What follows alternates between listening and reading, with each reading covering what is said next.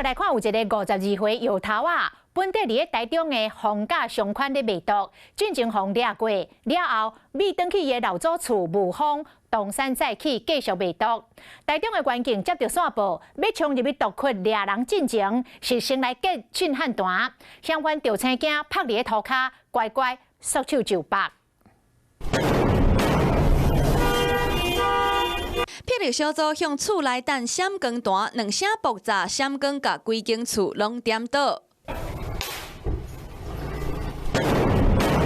爆炸的瞬间，员警冲入去厝内，内底嫌犯已经互惊甲拍伫涂骹，唔敢震动。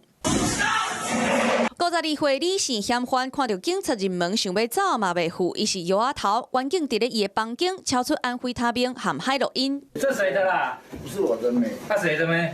不知道啦。我去原谅你有没有惹过？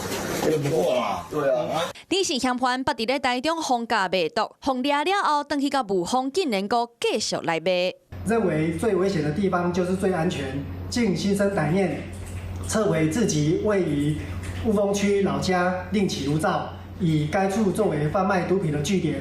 嫌犯的旧厝伫咧安静的社区，不过煞定定有摇仔脚、摇仔头来出入，颠倒互人注意。警方出动大批员警甲霹雳小组，先包围因兜，各弹闪光弹，冲入去厝内，顺利甲李姓摇仔头甲3个摇仔脚抓起来，以毒品罪嫌移送侦办。